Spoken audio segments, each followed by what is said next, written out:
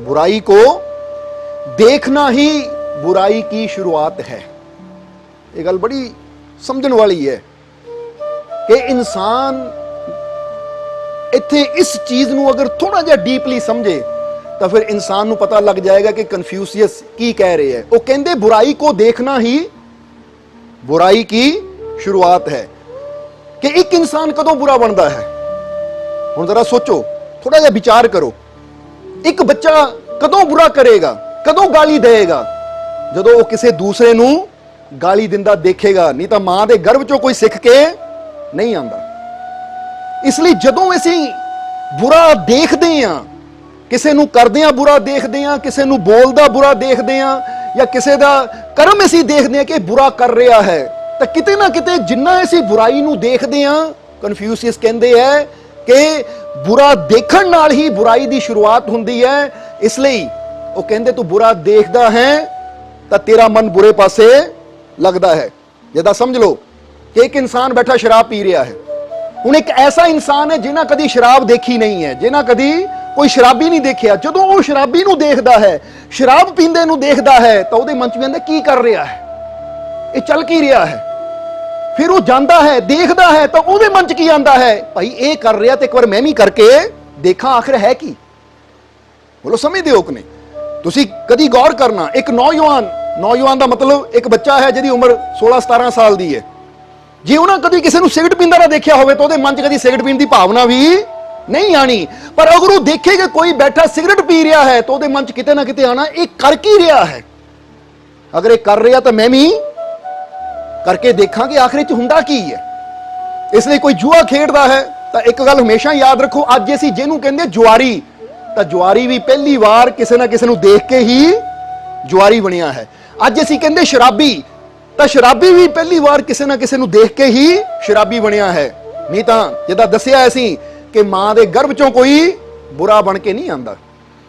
जदों इंसान जन्म लैंदा है तो जन्म तो सारे इक्को ही तरह लेंदे है। यानी जिस वेले इंसान समझ लो दुनिया ते आया तो कोरे कागज की तरह हुंदे है। फिर जिद्दां उन्होंने माहौल मिल जाना है, फिर जिद्दां दी उन्होंने संगत मिल जानी है, उदां दा ही उहदे जीवन ते रंग चढ़ता चला जाना है, उदां दा ही उन्हां बनता चला जाना है। इसलिए इत्थे कन्फ्यूशियस दे इन्हां वचनां दी गहराई नूं समझना कि अगर असीं बुराई तो बचना चाहते हैं तो कहंदे फिर जिथे बुराई हुंदी है, जिथे बुरा हुंदा है, उत्थे कदी बैठो ना, उत्थे कदी जाओ ना, उहनूं कदी देखो ना। जरा सोचना समझना इस चीज नूं। हुण चाहे असीं हकीकत विच बुरा हुंदा देखिए, तो चाहे असीं फिल्म दे पर्दे 'च देखिए मार धाड़, तो हुण जरा गौर करना, जे बंदा उत्थे भी देखता है मार धाड़ तो फिर बंदे का मन भी उही चीज हुंदा है। नहीं तो कदी तुसीं गौर करना, कोई एक्शन मूवी देख के, लड़ाई झगड़े वाली मूवी देख के तुसीं बाहर निकलो ना, तो तुहाड़ियां बाहां भी ऐदां हो जांदियां है कि कोई मैनूं कहे सही जिद्दां वो हीरो ने 10 नूं मारिया मैं भी मारूं। तो जे तुसीं किसी संत महापुरुष की संगत विचों उठ के जांदे हो तो फिर तुहाडे अंदर लड़ाई की भावना नहीं हुंदी, फिर तुहाडे अंदर हुंदी है शांति की भावना। तुसीं किहड़ा विचार लैके जांदे हो कि अज मैनूं कोई बुरा भी बोलेगा तो संतां ने कहा शांत रहना, मैं शांत रहना, मैं उन्हें जवाब नहीं देना। समझो कि एक नौजवान एक्शन मूवी देख के आ रहा है, ਉਹਦੇ अंदर विचार की है, कोई मैनूं बोले तो सही, जिद्दां हीरो ने सबनूं मारिया मैं कल्ला ही मारूं। और दूजे पासे एक नौजवान संतां दी संगत विच उठ के आ रहा है, गुरु घर चों आ रहा है, गुरुआं दे वचन सुन के आ रहा है, तो ਉਹਦੇ मन का सुभाव की है, ਉਹਦੇ अंदर विचार की होणगे कि गुरुआं ने कहा सब नाल प्यार करना, संतां ने कहा सब नाल प्यार करना, किसी ने नफरत नहीं करनी, किसी ने झगड़ा नहीं करना। हुण उस सोच नूं लैके आ रहा है, क्यों? क्योंकि उदां दी चीज देख के आया है, वो विचार सुन के आया है। तो दूसरा अपने अंदर उदां दे विचार लैके जा रहा है क्योंकि उसने वो चीज देखी, वो चीज सुनी। यानी जो इंसान सुनता है, जो इंसान देखता है, उसका प्रभाव इंसान के जीवन ते पैना शुरू हो जाता है। इसलिए यह गल हमेशा याद रखो, कन्फ्यूशियस ने इसलिए साफ तौर पर सानू सुचेत किया है। सचेत का मतलब सानू ये समझाया है कि ऐ प्यारिया, अगर बुराई तो बचना है तो तेनू पता है कि जिथे बुरा हो रहा है उत्थे कदी ना जा, जिथे पता बुरा हो रहा है उत्थे कदी ना खड़ा हो।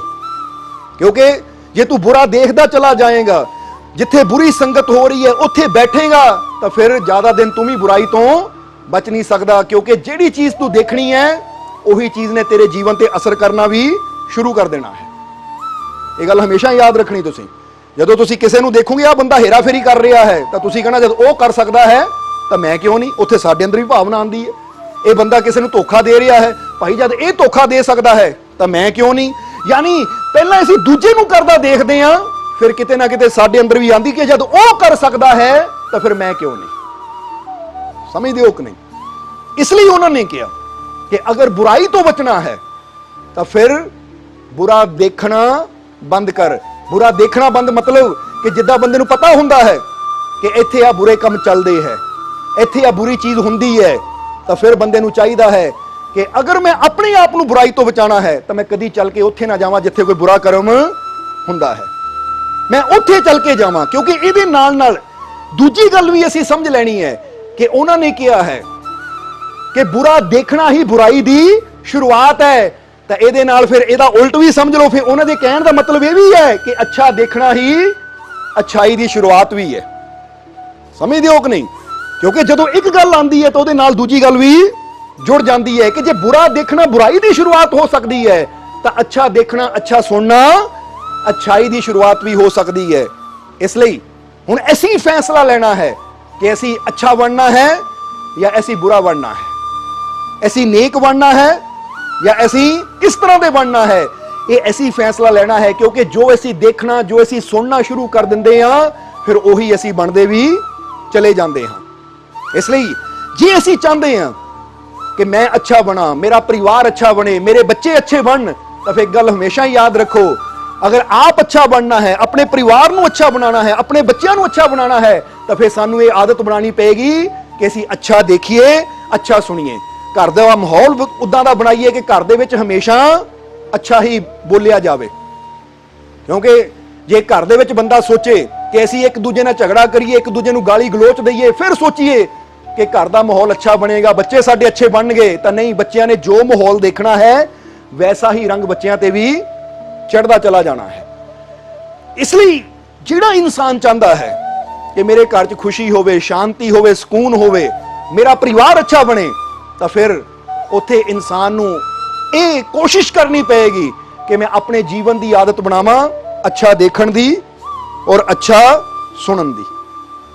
ਕਿਉਂਕਿ ਅੱਛਾ ਦੇਖਦਾ ਹੈ ਇਨਸਾਨ, ਅੱਛਾ ਸੁਣਦਾ ਹੈ। ਹੁਣ ਜਦੋਂ ਸੁਣਦਾ ਅੱਛਾ, ਦੇਖਦਾ ਅੱਛਾ ਹੈ, ਤਾਂ ਇੱਕ ਗੱਲ ਹਮੇਸ਼ਾ ਯਾਦ ਰੱਖੋ, ਜੋ ਸਾਡੇ ਅੰਦਰ ਜਾਂਦਾ ਨਾ ਫਿਰ ਜ਼ੁਬਾਨ ਦੇ ਜ਼ਰੀਏ ਬਾਹਰ ਵੀ ਉਹੀ ਆਉਂਦਾ ਹੈ। ਇਹ ਗੱਲ ਹਮੇਸ਼ਾ ਯਾਦ ਰੱਖਣੀ। ਹੁਣ ਤੁਸੀਂ ਬਾਜ਼ਾਰ 'ਚ ਤੁਰੇ ਜਾ ਰਹੇ ਹੋ, ਇੱਕ ਆਦਮੀ ਅੱਗੇ ਤੁਹਾਨੂੰ ਜੀ ਕਹਿ ਕੇ ਬੁਲਾਉਂਦਾ ਹੈ, ਤੁਸੀਂ ਜੀ ਸੁਣੀ ਤਾਂ ਤੁਹਾਡੇ ਅੰਦਰੋਂ ਕੀ ਨਿਕਲਦਾ ਹੈ? ਜੀ।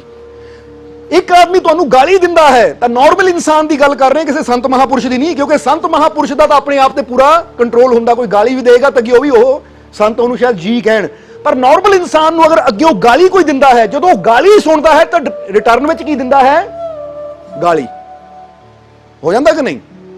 ਇਹ ਸੋਚ ਕੇ ਦੇਖੋ ਥੋੜਾ ਜਿਹਾ ਕਿ ਅਸੀਂ ਦੁਨੀਆ 'ਚ ਵਿਚਰਦੇ ਹਾਂ, ਜੈਸਾ ਸਾਨੂੰ ਅੱਗੇ ਮਿਲਦਾ ਹੈ ਅਸੀਂ ਉਹਨੂੰ ਉਦਾਂ ਦਾ ਹੀ ਵਾਪਸ ਕਰਨ ਦੀ ਕੋਸ਼ਿਸ਼ ਕਰਦੇ ਹਾਂ।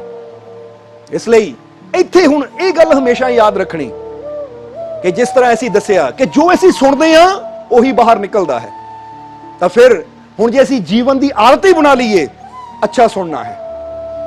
ਹੁਣ ਤੁਸੀਂ ਕਹੋਗੇ ਅਸੀਂ ਬਾਜ਼ਾਰ 'ਚ ਜਾਵਾਂਗੇ ਤਾਂ ਬਾਜ਼ਾਰ 'ਚ ਅੱਛਾ ਕਿੱਥੋਂ ਸੁਣ ਸਕਦੇ ਹਾਂ? ਹੁਣ ਬਾਜ਼ਾਰ 'ਚ ਕੋਈ ਬੁਰਾ ਬੋਲ ਰਿਹਾ ਹੈ, ਕੋਈ ਗਾਲੀ ਗਲੋਚ ਕਰ ਰਿਹਾ ਹੈ, ਕੋਈ ਕਿਤੇ ਝੂਠ ਬੋਲ ਰਿਹਾ ਹੈ, ਤਾਂ ਫਿਰ ਅਸੀਂ ਕੀ ਕਰੀਏ? ਤਾਂ ਇੱਕ ਗੱਲ ਹਮੇਸ਼ਾ ਯਾਦ ਰੱਖੋ, ਤੁਸੀਂ ਜਦੋਂ ਬਾਜ਼ਾਰ 'ਚ ਜਾਂਦੇ ਹੋ ਨਾ ਤਾਂ 10 ਦੁਕਾਨਾਂ ਤੇ ਰੌਲਾ ਪੈਂਦਾ ਹੈ, ਪਰ ਤੁਹਾਡਾ ਧਿਆਨ ਕਿੱਥੇ ਹੁੰਦਾ? ਜਿਹੜੀ ਚੀਜ਼ ਤੁਸੀਂ ਲੈਣੀ ਹੋਵੇ। ਬੋਲੋ ਸਮਝਦੇ ਹੋ ਕਿ ਨਹੀਂ? ਫਰਜ਼ ਕਰੋ ਇੱਕ ਦੁਕਾਨ ਤੇ ਤੁਸੀਂ ਜਾ ਰਹੇ ਹੋ ਔਰ ਇੱਕ ਰੇੜੀ ਲੱਗੀ ਹੈ, ਰੇੜੀ ਵਾਲਾ ਕਹਿ ਰਿਹਾ ਆਓ ਬਈ 10 ਰੁਪਏ ਕਿਲੋ ਆਲੂ, ਇੰਨੇ ਰੁਪਏ ਕਿਲੋ ਪਿਆਜ਼, ਤਾਂ ਹੁਣ ਤੁਹਾਨੂੰ ਪਤਾ ਕਿ ਮੈਂ ਪਿਆਜ਼ ਲੈਣ ਨਹੀਂ ਆਇਆ, ਇਸ ਲਈ ਤੁਹਾਡਾ ਧਿਆਨ ਉਹਦੀ ਆਵਾਜ਼ਾਂ ਵੱਲ, ਕੰਨਾਂ ਤੱਕ ਤਾਂ ਜ਼ਰੂਰ ਆਏਗੀ ਕੋਈ ਰੇੜੀ ਵਾਲਾ ਬੋਲ ਰਿਹਾ, ਪਰ ਤੁਸੀਂ ਗੌਰ ਨਹੀਂ ਕਰੋਗੇ। ਔਰ ਜਿਹੜੀ ਚੀਜ਼ ਤੇ ਗੌਰ ਨਾ ਕੀਤਾ ਜਾਵੇ ਉਹ ਚੀਜ਼ ਕਦੀ ਸਾਡੇ ਗਹਿਰਾਈ ਤੱਕ ਨਹੀਂ ਜਾਂਦੀ। ਗਹਿਰਾਈ ਤੱਕ ਕਿਹੜੀ ਚੀਜ਼ ਜਾਂਦੀ ਹੈ? ਜਿਹਨੂੰ ਅਸੀਂ ਧਿਆਨ ਦੇ ਕੇ ਸੁਣਦੇ ਹਾਂ। ਇਹ ਗੱਲ ਹਮੇਸ਼ਾ ਯਾਦ ਰੱਖਣਾ। ਇਸੇ ਲਈ ਤਾਂ ਕੋਈ ਵੀ ਇਨਸਾਨ ਜਦੋਂ ਕੋਈ ਜ਼ਰੂਰੀ ਟੌਪਿਕ ਤੇ ਗੱਲ ਕਰਦਾ ਹੈ ਤਾਂ ਤੁਹਾਨੂੰ ਕਹੇਗਾ ਭਾਈ ਮੇਰੀ ਗੱਲ ਧਿਆਨ ਨਾਲ ਸੁਣੀ। ਉਹ ਕਿਉਂ ਕਹਿ ਰਿਹਾ? ਤਾਂ ਕਿ ਉਹਦੀ ਗੱਲ ਤੁਹਾਡੇ ਅੰਦਰ ਤੱਕ ਚਲੀ ਜਾਵੇ। ਬੋਲੋ ਸਮਝਦੇ ਹੋ ਕਿ ਨਹੀਂ? ਹੁਣ ਇਸ ਲਈ ਤੁਸੀਂ ਬੈਠੇ ਹੋ, ਪੱਖੀਆਂ ਦੀ ਆਵਾਜ਼ ਵੀ ਆ ਰਹੀ ਹੈ, ਹੋ ਸਕਦਾ ਬਾਹਰ ਕੋਈ ਕੁੱਤਾ ਭੌਂਕੇ ਉਹਦੀ ਆਵਾਜ਼ ਵੀ ਆਣੀ ਹੈ, ਪਰ ਤੁਹਾਡਾ ਉਧਰ ਧਿਆਨ ਨਹੀਂ ਜਾਣਾ, ਕਿਉਂਕਿ ਤੁਹਾਨੂੰ ਪਤਾ ਹੈ ਕਿ ਮੈਂ ਇਹ ਵਚਨਾਂ ਨੂੰ ਸੁਣ ਰਿਹਾ ਹਾਂ, ਕਿਉਂਕਿ ਮੇਰੀ ਪੂਰੀ ਸੁਰਤੀ ਇਹਨਾਂ ਵਚਨਾਂ ਵੱਲ ਲੱਗੀ ਹੋਈ ਹੈ। ਹੁਣ ਜਿਹੜੀ ਚੀਜ਼ ਵੱਲ ਅਸੀਂ ਧਿਆਨ ਦਿੰਦੇ ਹਾਂ ਉਹੀ ਚੀਜ਼ ਸਾਡੇ ਅੰਦਰ ਦੀ ਗਹਿਰਾਈ ਤੱਕ ਚਲੀ ਜਾਂਦੀ ਹੈ। ਇਸ ਲਈ ਯਾਦ ਰੱਖੋ, ਜੇ ਤੁਸੀਂ ਬਾਜ਼ਾਰ 'ਚ ਜਾਂਦੇ ਹੋ, ਕੋਈ ਫਰਜ਼ ਕਰੋ ਬੁਰਾ ਬੋਲ ਰਿਹਾ, ਗਾਲੀ ਗਲੋਚ ਦੇ ਰਿਹਾ, ਤਾਂ ਉਧਰ ਧਿਆਨ ਹੀ ਨਾ ਦਿਓ। ਧਿਆਨ ਨਹੀਂ ਦੇਵਾਂਗੇ, ਉਹ ਆਵਾਜ਼ ਆਏਗੀ, ਤੁਹਾਡੇ ਕੰਨਾਂ ਤੱਕ ਪਹੁੰਚੇਗੀ, ਪਰ ਨਾਲ ਹੀ ਖਤਮ ਵੀ ਹੋ ਜਾਏਗੀ, ਯਾਨੀ ਉਹ ਤੁਹਾਡੇ ਅੰਦਰ ਤੱਕ ਨਹੀਂ ਜਾਏਗੀ। ਪਰ ਜਦੋਂ ਅਸੀਂ ਧਿਆਨ ਦੇ ਕੇ ਸੁਣਦੇ ਹਾਂ, ਉਹ ਦੋ ਬੰਦੇ ਲੜ ਰਹੇ, ਕੀ ਕਹਿ ਰਹੇ ਇੱਕ ਦੂਜੇ ਨੂੰ, ਕਿਦਾਂ ਗਾਲੀ ਦੇ ਰਹੇ ਹੈ, ਤਾਂ ਫਿਰ ਉਹ ਕੱਲੀ ਕੱਲੀ ਚੀਜ਼ ਸਾਡੇ ਅੰਦਰ ਉਤਰਦੀ ਚਲੀ ਜਾਂਦੀ ਹੈ। ਸਮਝ ਆ ਰਹੀ ਹੈ ਕਿ ਨਹੀਂ? ਕਿਉਂਕਿ ਕਿਸੇ ਵੀ ਚੀਜ਼ ਨੂੰ, ਜਿੱਦਾਂ ਗੁਰੂਆਂ ਨੇ ਵੀ ਕਿਹਾ ਹੈ ਕਿ ਪੰਚਾਂ ਕਾ ਗੁਰੂ ਏਕ ਧਿਆਨ, ਕਿ ਇਹ ਪੰਜ ਜਿਹੜੀਆਂ ਗਿਆਨ ਇੰਦਰੀਆਂ ਨਾ, ਜਾਂ ਪੰਜ ਜਿਹੜੀਆਂ ਕਰਮ ਇੰਦਰੀਆਂ ਹੈ, ਉਹ ਕਹਿੰਦੇ ਇਹ ਪੰਜੇ ਗਿਆਨ ਇੰਦਰੀਆਂ ਜਾਂ ਕਰਮ ਇੰਦਰੀਆਂ ਵਿਅਰਥ ਹੈ ਅਗਰ ਉੱਥੇ ਧਿਆਨ ਨਾ ਹੋਵੇ। ਇਹ ਗੱਲ ਹਮੇਸ਼ਾ ਯਾਦ ਰੱਖਣਾ। ਅਸੀਂ ਕਹਿ ਦਿੰਦੇ ਪੰਜ ਇੰਦਰੀਆਂ ਪਤਾ ਨਾ, ਗਿਆਨ ਇੰਦਰੀਆਂ ਤੁਹਾਨੂੰ ਦੱਸਿਆ ਸੀਗਾ ਕਿ ਹੱਥਾਂ ਨਾਲ ਸਪਰਸ਼ ਕਰਨਾ, ਇਹ ਸਪਰਸ਼ ਰੂਪੀ ਇੰਦਰੀ ਹੈ, ਇਹ ਅੱਖਾਂ ਨਾਲ ਦੇਖਣਾ, ਕੰਨਾਂ ਨਾਲ ਸੁਣਨਾ, ਜ਼ੁਬਾਨ ਨਾਲ ਸਵਾਦ ਲੈਣਾ, ਨੱਕ ਨਾਲ ਗੰਧ ਲੈਣੀ, ਇਹ ਪੰਜ ਗਿਆਨ ਇੰਦਰੀਆਂ ਹੈ। ਤਾਂ ਹੁਣ ਯਾਦ ਰੱਖੋ, ਜੇ ਤੁਸੀਂ ਖਾਣਾ ਖਾ ਰਹੇ ਹੋ, ਸਵਾਦ ਕਦੋਂ ਆਏਗਾ? ਜਦੋਂ ਖਾਣੇ ਵਿੱਚ ਤੁਹਾਡਾ ਧਿਆਨ ਹੋਏਗਾ, ਫਿਰ ਹੀ ਇੰਦਰੀ ਆਪਣਾ ਪੂਰਾ ਕੰਮ ਕਰੇਗੀ। ਜੇ ਤੁਹਾਡਾ ਧਿਆਨ ਕਿਤੇ ਹੋਰ ਹੈ ਔਰ ਤੁਸੀਂ ਖਾਣਾ ਖਾ ਰਹੇ ਹੋ, ਤਾਂ ਖਾਣਾ ਵੀ ਤੁਹਾਨੂੰ ਸਵਾਦ ਨਹੀਂ ਦੇਗਾ। ਹੁਣ ਕੰਨਾਂ ਦੀ ਇੰਦਰੀ ਨਾਲ ਤੁਸੀਂ ਸੁਣਤਾ ਰਹੇ ਹੋ, ਪਰ ਜੇ ਤੁਹਾਡਾ ਧਿਆਨ ਕਿਤੇ ਹੋਰ ਹੈ, ਇਸ ਲਈ ਤਾਂ ਕਈ ਵਾਰ ਤੁਸੀਂ ਦੇਖਣਾ ਕਿ ਕੋਈ ਸਾਡੇ ਨਾਲ ਗੱਲ ਕਰਦਾ, ਪਰ ਅਸੀਂ ਸੋਚਦੇ ਕੁਝ ਹੁੰਦੇ, ਤਾਂ ਅਗਲਾ ਕਹਿੰਦਾ ਸੁਣਿਆ, ਉਹ ਯਾਰ ਦੁਬਾਰਾ ਕਹਿ, ਮੈਨੂੰ ਮੇਰਾ ਧਿਆਨ ਕਿਤੇ ਹੋਰ ਸੀ। ਹੋ ਜਾਂਦਾ ਕਿ ਨਹੀਂ? ਕਿਹਦੇ ਕਿਹਦੇ ਨੇ ਏਦਾਂ ਹੋਇਆ? ਹੁੰਦਾ ਨਾ ਕਿ ਸਾਰਿਆਂ ਨਾਲ। ਇਹਦਾ ਮਤਲਬ ਕੀ ਹੈ? ਸੁਣਨ ਵਾਸਤੇ ਵੀ ਧਿਆਨ ਚਾਹੀਦਾ, ਕਿਉਂਕਿ ਜਿਹੜੀ ਚੀਜ਼ ਧਿਆਨ ਨਾਲ ਸੁਣਾਂਗੇ ਉਹੀ ਸਾਨੂੰ ਸਮਝ ਆਏਗੀ, ਉਹੀ ਸਾਡੇ ਅੰਦਰ ਤੱਕ ਜਾਏਗੀ। ਚਾਹੇ ਉਹ ਸੁਣਨਾ ਹੋਵੇ, ਚਾਹੇ ਉਹ ਦੇਖਣਾ ਹੋਵੇ, ਚਾਹੇ ਉਹ ਸਮੈਲ ਲੈਣੀ ਹੋਵੇ, ਚਾਹੇ ਉਹ ਸਵਾਦ ਲੈਣਾ ਹੋਵੇ, ਚਾਹੇ ਉਹ ਕਿਸੇ ਚੀਜ਼ ਨੂੰ ਸਪਰਸ਼ ਕਰਨਾ ਹੋਵੇ। ਬੋਲੋ ਸਮਝਦੇ ਹੋ ਕਿ ਨਹੀਂ? ਹੁਣ ਤੁਸੀਂ ਦੇਖੋ ਕਿਤੇ ਹੋਰ ਤਾਂ ਸੋਚੋਗੇ ਮੈਂ ਸਪਰਸ਼ ਕਰਕੇ ਚੀਜ਼ ਦਾ ਪਤਾ ਲਗਾਵਾਂ ਕਿ ਚੀਜ਼ ਖੁਰਦਰੀ ਹੈ, ਮੁਲਾਇਮ ਹੈ, ਤਾਂ ਨਹੀਂ। ਤੁਹਾਡਾ ਧਿਆਨ ਕਿਤੇ ਹੋਰ ਹੈ ਤਾਂ ਤੁਸੀਂ ਉਹ ਮਹਿਸੂਸ ਕਰ ਹੀ ਨਹੀਂ ਸਕਦੇ। ਹਰ ਚੀਜ਼ ਨੂੰ ਮਹਿਸੂਸ ਕਰਨ ਵਾਸਤੇ ਸਾਡਾ ਧਿਆਨ ਉਧਰ ਹੋਣਾ ਚਾਹੀਦਾ ਹੈ। ਇਸ ਲਈ ਗੁਰੂਆਂ ਨੇ ਕਿਹਾ ਪੰਚਾਂ ਕਾ ਗੁਰੂ ਏਕ ਧਿਆਨ। ਉਹ ਕਹਿੰਦੇ ਕਿ ਧਿਆਨ ਦੇ ਜ਼ਰੀਏ ਪੰਜਾਂ ਤੋਂ ਤੂੰ ਪੂਰਾ ਕੰਮ ਲੈ ਸਕਦਾ ਹੈ। ਤਾਂ ਜੇ ਤੇਰਾ ਧਿਆਨ ਹੀ ਨਹੀਂ ਪੰਜਾਂ ਦੇ ਵਿੱਚ, ਤਾਂ ਫਿਰ ਉਹ ਚੀਜ਼ ਕੋਈ ਫਾਇਦਾ ਨਹੀਂ ਦੇਗੀ। ਇਸ ਲਈ ਉਹਨਾਂ ਨੇ ਕਿਹਾ ਕਿ ਆਪਣੀ ਸੁਰਤੀ ਨੂੰ, ਆਪਣੇ ਧਿਆਨ ਨੂੰ ਜੇ ਪ੍ਰਭੂ ਵੱਲ ਜੋੜ ਦੇਵੇਗਾ, ਤਾਂ ਤੂੰ ਇੰਦਰੀਆਂ ਦੇ ਸਵਾਦਾਂ ਤੋਂ ਉੱਪਰ ਉੱਠ ਜਾਏਗਾ। ਇਸ ਲਈ ਕਦੀ ਇਸ ਸ਼ਬਦ ਤੇ ਵੀ ਗਹਿਰਾਈ ਨਾਲ ਗੱਲ ਕਰਾਂਗੇ, ਪਰ ਇੱਥੇ ਤਾਂ ਅਸੀਂ ਸਿਰਫ ਕਨਫਿਊਸ਼ੀਅਸ ਦੇ ਇਹ ਪਹਿਲੇ ਸੂਤਰ ਨੂੰ ਸਮਝਾਉਣ ਦੀ ਕੋਸ਼ਿਸ਼ ਕਰ ਰਹੇ ਹਾਂ ਕਿ ਬੰਦਾ ਜੇ ਕਵੇ ਕਿ ਤੁਸੀਂ ਕਹਿੰਦੇ ਹੋ ਕਿ ਬੁਰਾ ਦੇਖਣਾ ਨਹੀਂ, ਬੁਰਾ ਸੁਣਨਾ ਨਹੀਂ। ਅਸੀਂ ਬਾਜ਼ਾਰ 'ਚ ਜਾਂਦੇ ਹਾਂ, ਲੋਕੀ ਗਾਲਾਂ ਕੱਢਦੇ, ਕੀ ਕਰੀਏ? ਅਸੀਂ ਬਾਜ਼ਾਰ 'ਚ ਜਾਂਦੇ ਜਾਂ ਕਿਤੇ ਬੈਠੇ ਹਾਂ, ਫਰਜ਼ ਕਰੋ ਕਿਸੇ ਦੇ ਘਰ ਗਏ ਹੋ, ਕਿਸੇ ਦੀ ਨਿੰਦਿਆ ਕਰ ਲੱਗ ਜਾਂਦਾ, ਅਸੀਂ ਉੱਥੇ ਕੀ ਕਰੀਏ? ਉੱਠ ਕੇ ਜਾ ਵੀ ਨਹੀਂ ਸਕਦੇ, ਕਿਤੇ ਬੈਠਣਾ ਵੀ ਉੱਥੇ ਹੀ ਹੈ। ਤਾਂ ਉੱਥੇ ਅਸੀਂ ਕੀ ਕਰ ਸਕਦੇ ਕਿ ਆਪਣੇ ਧਿਆਨ ਨੂੰ ਉੱਥੋਂ ਕਿਤੇ ਹੋਰ ਲਾ ਲਈਏ। ਪਤਾ ਇਹ ਜਿਹੜੀ ਗੱਲ ਹੈ, ਇਹਨੂੰ ਮੈਂ ਰੋਕ ਵੀ ਨਹੀਂ ਸਕਦਾ, ਕਿ ਦੂਜੇ ਨੂੰ ਮਨਾ ਵੀ ਨਹੀਂ ਕਰ ਸਕਦਾ ਕਿ ਬੰਦ ਹੋ ਜਾ ਭਾਈ, ਇਹ ਗੱਲ ਨਾ ਕਰ। ਉਹਨੂੰ ਮਨਾ ਵੀ ਨਹੀਂ ਕਰ ਸਕਦਾ, ਉੱਥੋਂ ਉੱਠ ਕੇ ਵੀ ਨਹੀਂ ਜਾ ਸਕਦਾ, ਕਿਉਂਕਿ ਮੈਂ ਉਹਦੇ ਘਰ 'ਚ ਬੈਠਾ ਹਾਂ। ਤਾਂ ਫਿਰ ਮੈਂ ਕੀ ਕਰ ਸਕਦਾ? ਮੈਂ ਅੰਦਰੋਂ ਅੰਦਰ ਆਪਣਾ ਧਿਆਨ ਆਪਣੇ ਗੁਰੂ ਦੇ ਸ਼ਬਦ ਵੱਲ ਲਿਜਾ ਸਕਦਾ ਹਾਂ, ਆਪਣੇ ਗੁਰੂ ਦੀ ਯਾਦ ਵੱਲ ਲਿਜਾ ਸਕਦਾ ਹਾਂ, ਕਿਤੇ ਹੋਰ ਚੀਜ਼ ਵੱਲ ਲਿਜਾ ਸਕਦਾ, ਤਾਂ ਕਿ ਗੱਲ ਆਵੇ ਵੀ ਤਾਂ ਮੇਰੇ ਉੱਤੇ ਇਹਦਾ ਅਸਰ ਨਾ ਹੋਵੇ। ਬੋਲੋ ਸਮਝਦੇ ਹੋ ਕਿ ਨਹੀਂ?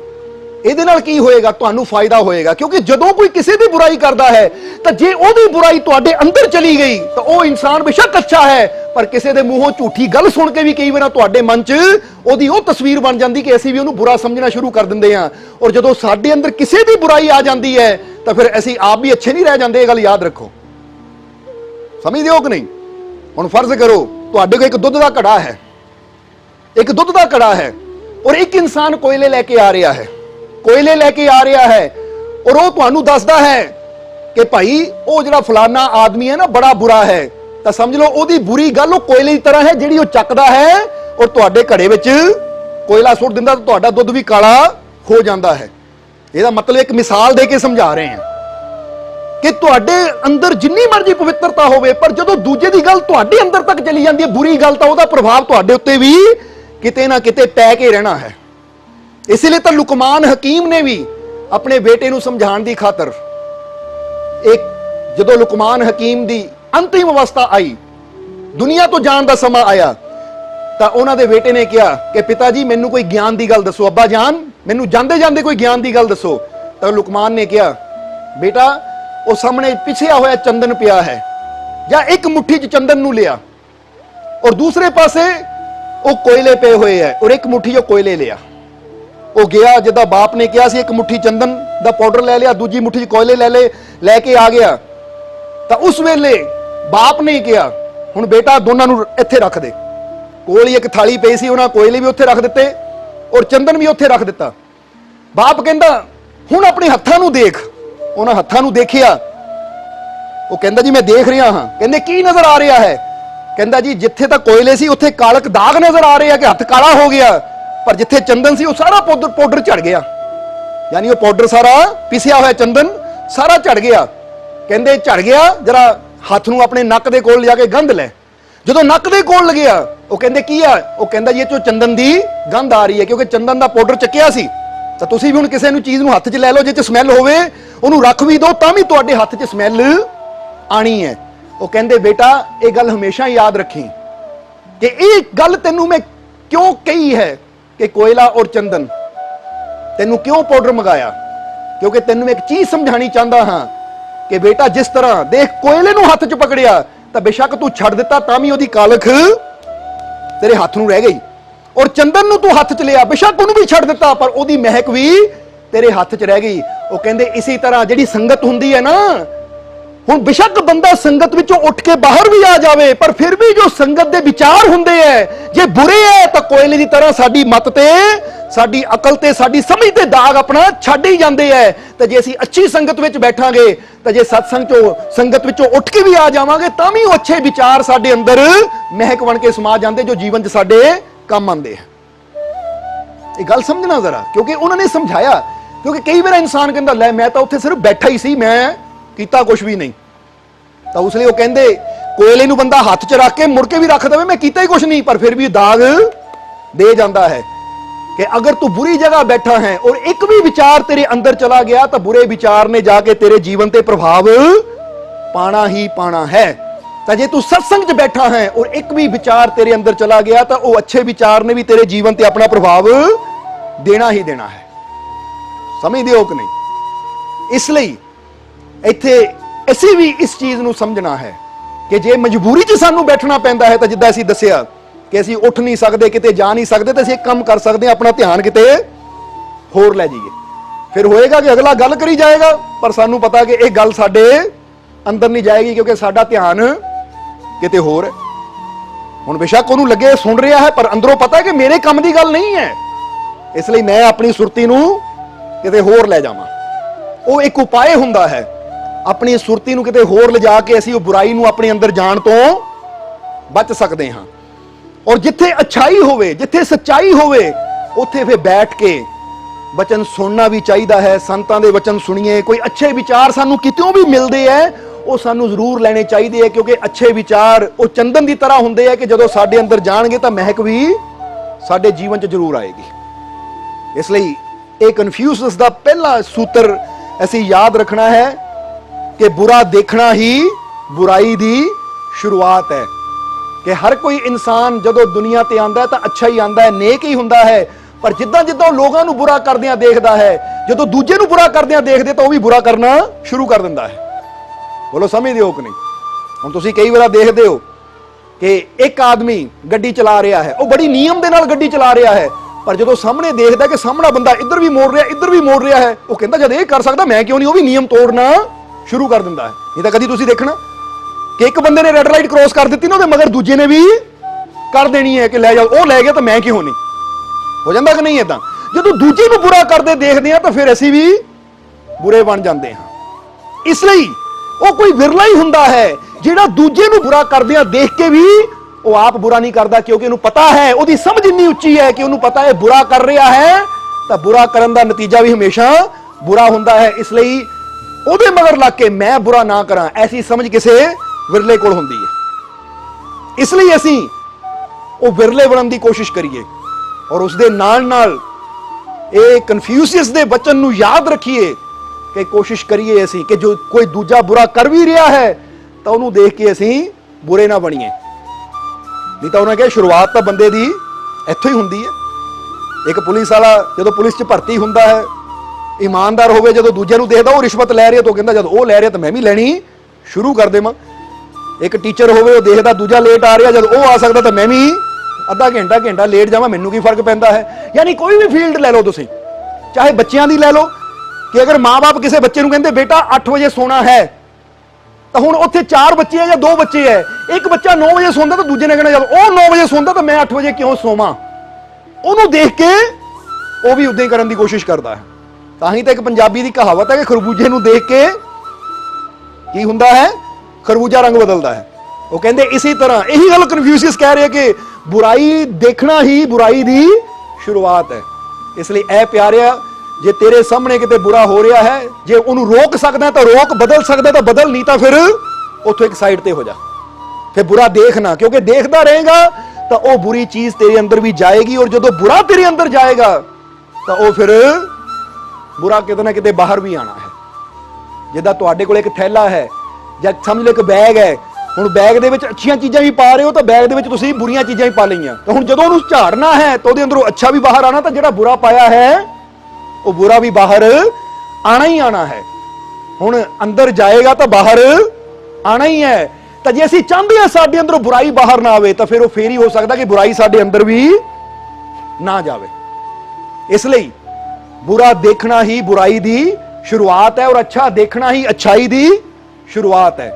ਇਸ ਲਈ ਜੇ ਤੁਸੀਂ ਅੱਜ ਤੋਂ ਆਪਣੇ ਜੀਵਨ ਨਾਲ ਫੈਸਲਾ ਕਰ ਲਵੋ ਕਿ ਮੈਂ ਅੱਛਾ ਦੇਖਣਾ ਹੈ, ਅੱਛਾ ਹੀ ਸੁਣਨਾ ਹੈ, ਜਿੱਦਾਂ ਅਸੀਂ ਕਈ ਵਾਰ ਦੱਸਿਆ ਹੈ ਕਿ ਬੰਦਾ ਮੋਬਾਈਲ ਦੇ ਉੱਪਰ ਵੀ ਅੱਛਾ ਵੀ ਦੇਖ ਸਕਦਾ ਹੈ, ਬੁਰਾ ਵੀ ਦੇਖ ਸਕਦਾ ਹੈ, ਟੀਵੀ ਦੇ ਉੱਪਰ ਅੱਛਾ ਵੀ ਦੇਖ ਸਕਦਾ ਹੈ, ਬੁਰਾ ਵੀ ਦੇਖ ਸਕਦਾ ਹੈ। ਪਰ ਹੁਣ ਜੋ ਇਨਸਾਨ ਆਪਣੇ ਮੋਬਾਈਲ ਤੇ ਚਾਹੇ ਟੀਵੀ ਤੇ ਜਾਂ ਚਾਰੋਂ ਤਰਫ ਦੇਖਦਾ ਹੈ ਤਾਂ ਫਿਰ ਉਦਾਂ ਦਾ ਹੀ ਇਨਸਾਨ ਦਾ ਅੰਦਰ ਵਿਚਾਰ ਉੱਠਣੇ ਸ਼ੁਰੂ ਹੋ ਜਾਂਦੇ ਹੈ।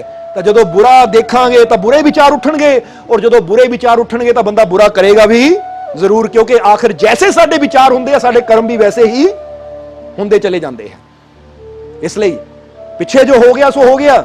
ਅੱਜ ਤੋਂ ਅਸੀਂ ਫੈਸਲਾ ਕਰਨਾ ਹੈ ਕਿ ਅਸੀਂ ਅੱਛਾ ਦੇਖੀਏ, ਕਿਉਂਕਿ ਅੱਛਾ ਸੁਣੀਏ, ਕਿਉਂਕਿ ਅੱਛਾ ਦੇਖਣਾ, ਅੱਛਾ ਸੁਣਨਾ ਹੀ अच्छे जीवन दी शुरुआत है।